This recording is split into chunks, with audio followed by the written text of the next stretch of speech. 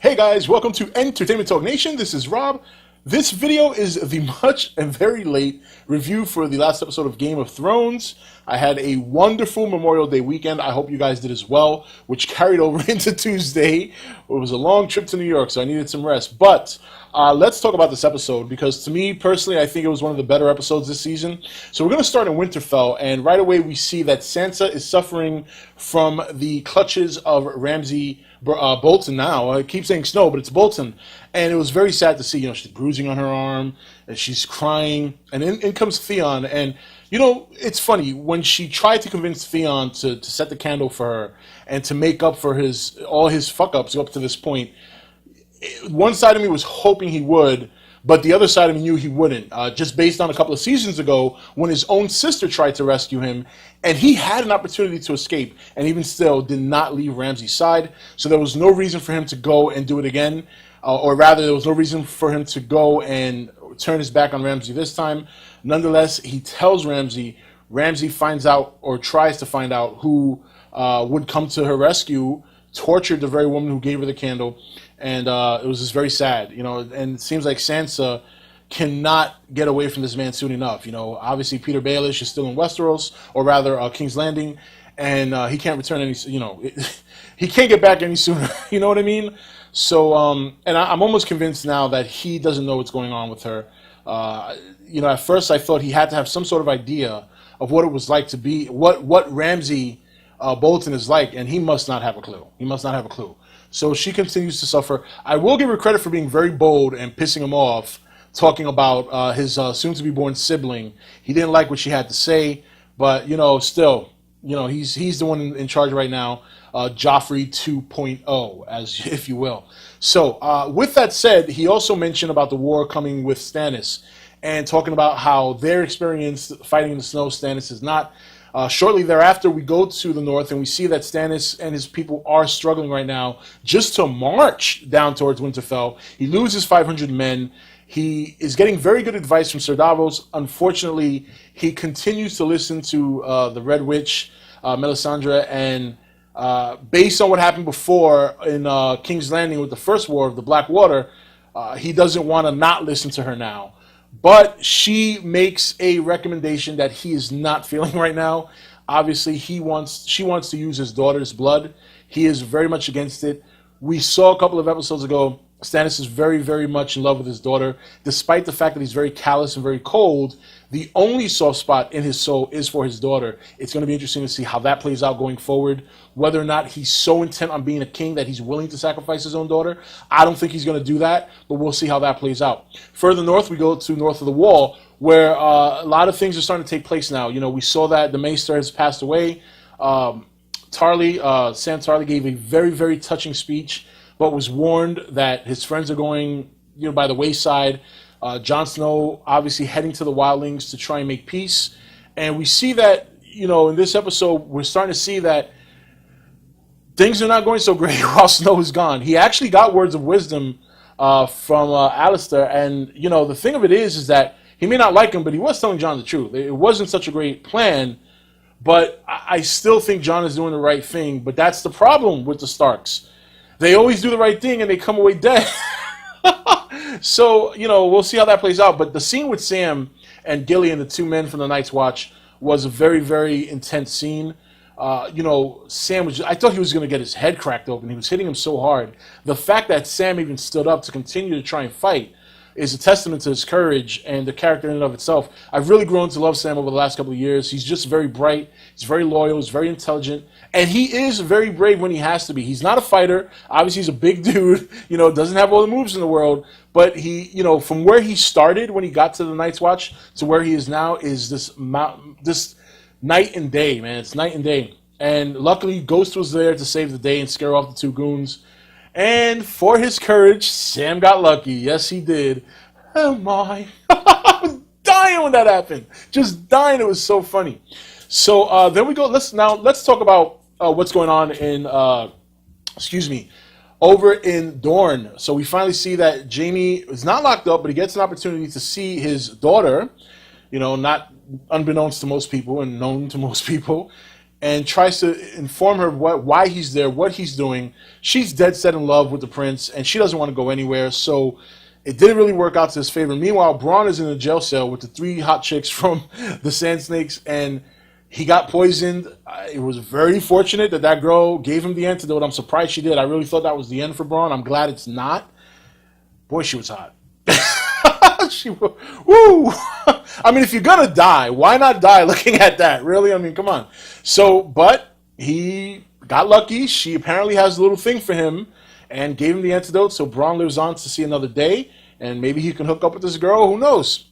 So, and over in King's Landing, you know, here's Cersei continuing to work her whole little twist thing, and she goes to see Marjorie after her son pleads that he wants her, he loves her. And, you know, we knew she wasn't going over there to try and free her. But the interesting thing is, you know, last time I did my review and I talked about Cersei and how she's screwing the Tyrells right now, it's just not a smart move. And it's not. It just is the dumbest move in the world. Thing of it is that not only is she cutting off her lifeline, but she's basically killing her allies. I mean, look, we all know that her and the Boltons, they're probably not going to ever fucking work together again. The people in Dorne, I mean, had that thing set off. But even if they avoided a war, there's no love lost there with Dorne. So why screw the very people that are also very powerful and are with you? Are you guys united together? And I understand the Tyrells have their own agenda, but that's not the point. You don't bite the hand that feeds you. But needless to say, as fate would have it, here's Cersei talking to the head sparrow, and I saw this coming at some point. You know, I forget which episode it was. I don't know if it was the last one or the one before that. But they mentioned that Lancel had confessed everything, including his indiscretions with his cousin. So it was only a matter of time before they turned around and took Cersei. And that's what happened. And I got to say, I'm happy it did. I'm happy it did. Because now, if she had not screwed the Tyrells, perhaps there might have been an outside chance that she would be rescued by them or something like that. I'm not betting on it. I'm pretty sure the Tyrells would have let her stay in there to rot. But any chance she would have of them saving her is now completely gone. There is no chance in hell the Queen of Thorns, Marjorie, if she gets out, Loras, if he gets out, will come to her rescue. No chance in hell. In fact, had she rescued them, had she found a way to get them out, they might return the favor. Interesting to see how that's going to play out. But still, Loras and Marjorie still have trial to face. We'll see how that... We still don't know what the punishment is. I'm assuming it's going to be death, but we'll see. So a lot of things going down, and we saw that Peter Baelish and the Queen of Thorns having a discussion, still working some things. And it was a nice... Also, I want to mention the interaction between the Queen of Thorns and the Head Sparrow was also very interesting. It was the first time I've ever seen her like almost at a disadvantage. She's usually very spot on, very bright, killer comebacks, has a way of getting her way. She had nothing. She had, from an old rap song I remember back in the day, she had no ends in the casa, man. She had nothing. He was in complete control of that conversation, and he brought us some excellent points. When the many, do not fear the few anymore, basically when the people don't fear the higher ups, then what? So, and he's part of a majority, she's part of a minority. This is, again, it goes back to me, like I was saying before, a lot of stuff brewing. There hasn't quite been the payoff yet. And again, it's probably something that's going to happen in the next couple of episodes. But between what's going on in King's Landing and what's going on in the North, what's going on in Winterfell, even Dorne was very close to, we don't know how that's still going to end up. Braun is still there, Jaime's still there. There's just a lot of shit brewing, and something's got to crack. Something's got to crack soon amongst all these things that just feel like there's a lot of tension building up. But we'll see what happens. There's still a couple of episodes left. Obviously, the ending with Daenerys finally seeing Jorah was very interesting. Tyrion showing that he might have some fight potential and getting himself bought to stay with Jorah. And just a lot of interesting things going on here. The pits are open. We'll see what happens with that. Very good counseling by, I can't remember his name now, Dario, when they were in bed together, and he told her, line up all the masters in one place and slay them all. And you want to know something? That's probably the best thing for her to do. We'll see what happens there as well. Just a lot of shit brewing, man. I'm waiting for the brew to tip over the cup. That's what I'm waiting for. Anyway, guys, that's it for this review. This is Rob signing off for ETN, where we don't do news. We just talk entertainment. Take it easy. Thank you for watching ETN. Don't forget to comment, share, and subscribe. Join the nation's Facebook page to meet other subscribers or visit ETN's Facebook page and Twitter page. Links for all are in the description. You're watching ETN. Share and subscribe. Hey guys, welcome to Entertainment Talk Nation. This is Rob. This video is the much and very late review for the last episode of Game of Thrones.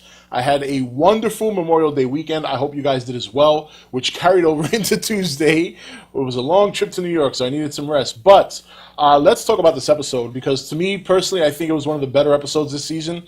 So we're going to start in Winterfell, and right away we see that Sansa is suffering from the clutches of Ramsey Bolton now. I keep saying Snow, but it's Bolton. And it was very sad to see, she's bruising on her arm, and she's crying, and in comes Theon. And, it's funny, when she tried to convince Theon to set the candle for her and to make up for all his fuck-ups up to this point, one side of me was hoping he would, but the other side of me knew he wouldn't, just based on a couple of seasons ago when his own sister tried to rescue him, and he had an opportunity to escape, and even still did not leave Ramsey's side. So there was no reason for him to go and do it again, or rather, there was no reason for him to go and turn his back on Ramsey this time. Nonetheless, he tells Ramsey.